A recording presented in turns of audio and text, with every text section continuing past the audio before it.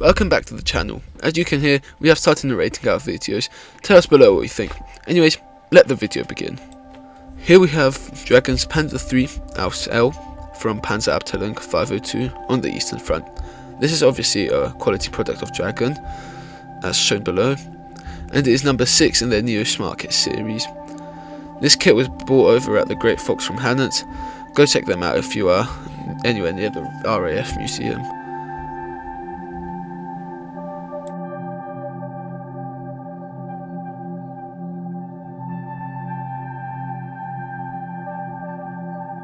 Here is the back of the box showing all the features.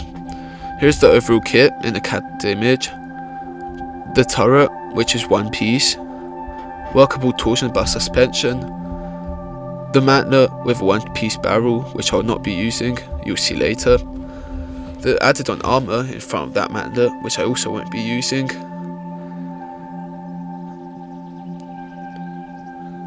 the one part engine deck with the possibility to leave the doors open, but you might not want to as there's nothing in there. The storage basket at the back of the turret, which can also be left open.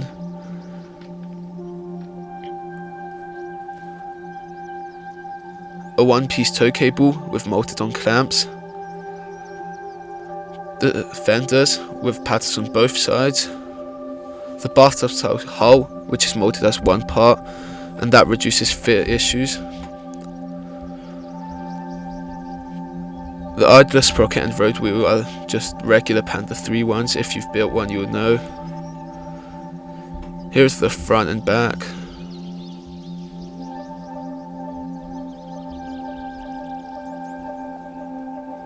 And then that armour in front of the hull, which is pretty nice.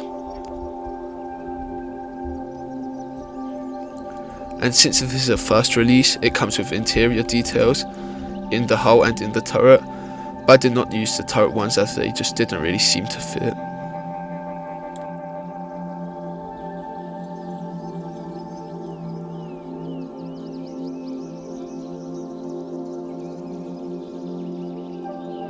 For the first step, we will be needing that hull and these sprues.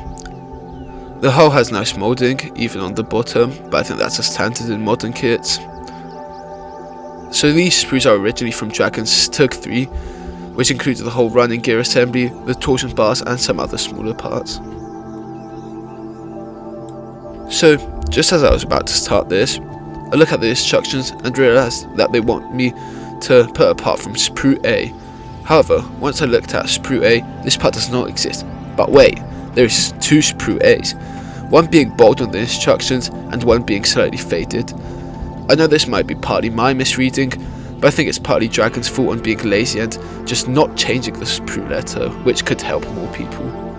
Okay, here we have the kit after the first step. The suspension arms were added, and the torsion bars inside were also added.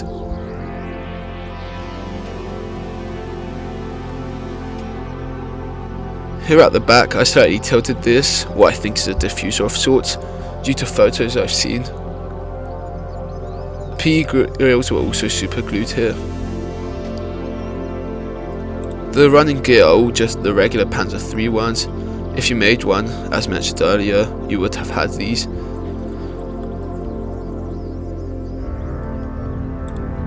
On one of the idlers, the PE is slightly bent, but I don't think it will be much of the problem, especially with dust and sand.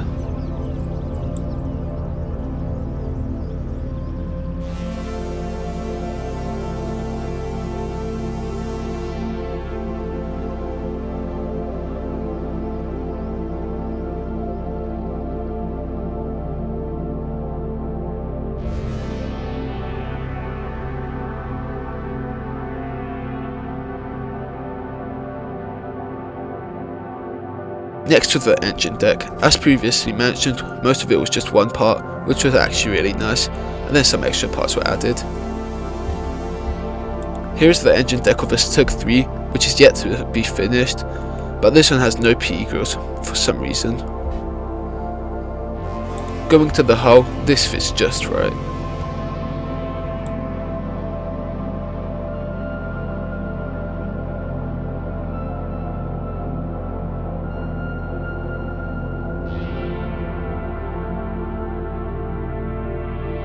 Notice the left fender, and Dragon actually nailed the arrangement on everything.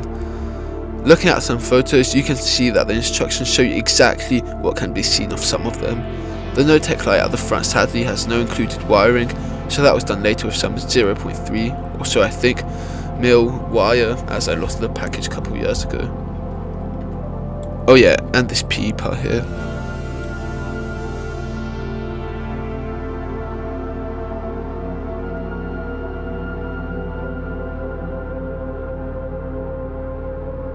And the right fender, which has the holder for the antenna here, and all the tools. Huge leap ahead, and all the interior in the hull was done. The small instruction sheet included is of not much help, and you kind of have to figure it out that the floor actually goes sideways yourself. Here's also the top of the hull with the antenna. I didn't replace it as I thought it was good enough.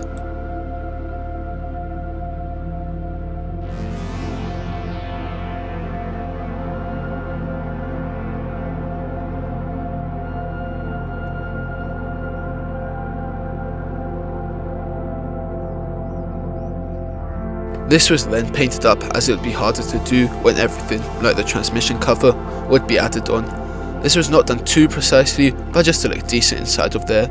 A wash was added inside to make it look filthy, as, well, it did from all the fumes and dirt carried by the crew and anything else that got in there.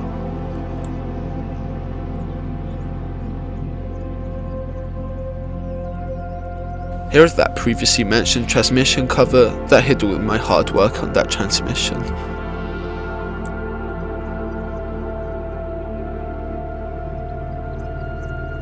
Here are those previously mentioned fenders, and they actually had really good fit, so well done to Dragon.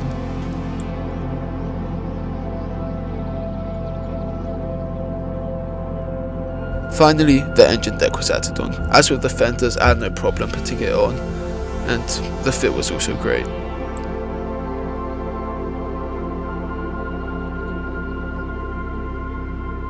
Although not as TEP, I decided to buy a Panzer art mantlet to make it look more like a DAC vehicle. As this is resin, everything had to be super glued on. The moulding is also pretty crisp on this. Just some cleanup had to be done on bottom.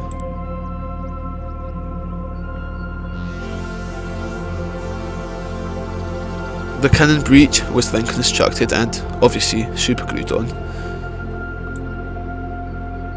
Here is the top of the turret with the cupola and rear storage basket. I left this open as some small parts were added inside, such as a rifle and an ammo box. The right side hatch was left open just to show some of the interior that I spent my precious time on.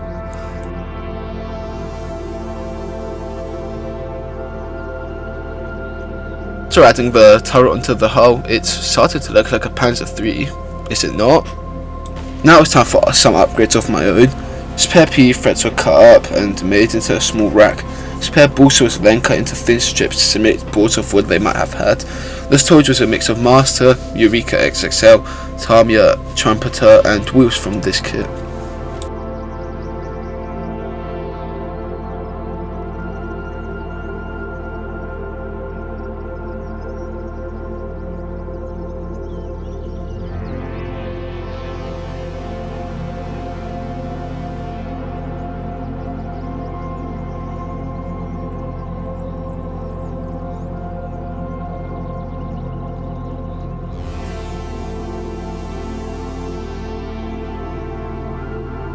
So here's everything before painting, and well, what can I say? I feel like that small upgrade of the storage rack, the storage itself, and that mantlet really helped to make this Panzer III look like something from Panzer Abteilung 501 in North Africa. I'll also be including a figure in this diorama of a DAC Panzer commander, and as always with Alpine, the sculpting is great, and he will definitely be a joy to paint later on. So what is next? Painting. If you have watched Panzermeister 36, you would have realised this is heavily inspired on all of his works, so why not do a paint scheme related to that? I drew inspiration heavily from one of his newer videos, the Chopper Tongue Camouflage. Slightly off topic, but I got these heavy hobby tracks for a Panzer III, but I won't be using them as I painted up the wheels already, separately. and yeah, I'll be using them for a future project. And I actually did not paint those wheels. Mistake. So what is there left, and why am I dragging this on for so long? Partly as I pre-recorded this and I thought there would be a whole lot of crap to talk about this kit, but I guess not, and partly for the algorithm, as you know, just I wanted to elongate this video.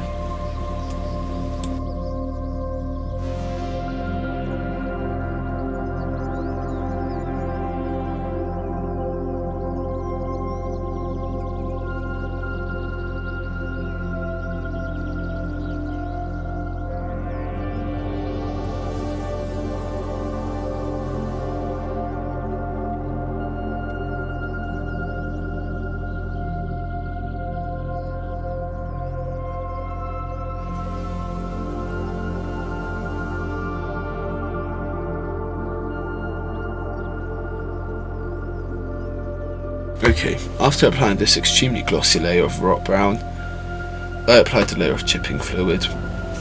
However, this did not really work, as I tested it on the engine deck and yeah, it just came out kind of bad. Next to the base coat, which was that previously shown Gelb brown, this is commonly mistook with Germany's later Dunkelgelb or dark yellow, but interestingly this is more yellow than actual Dunkelgelb. Anyways, this paint was mainly used in North Africa, but sometimes alongside with this camo, also used on the Eastern Front earlier in 1942. The wheels were also painted this colour, and the rubber on them was painted alongside with smaller details later. The final paint will be a mixture of Schwarzgrün, Dunkelgrün and Dunkelgrau, as you'll see in a second. And this wasn't really done at any specific ratio, as I just completely eyed it out. If you want a ratio, I'll say around 30 to 35% of each.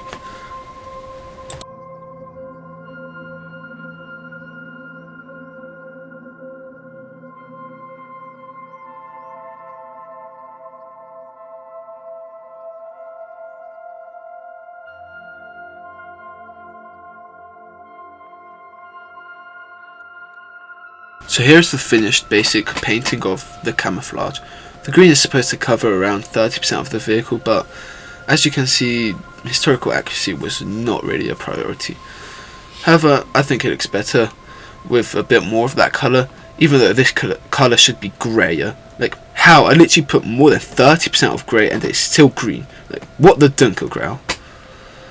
Anyways, after looking at historical photos, you can see the camo was also on the side of the hull, so it was painted there.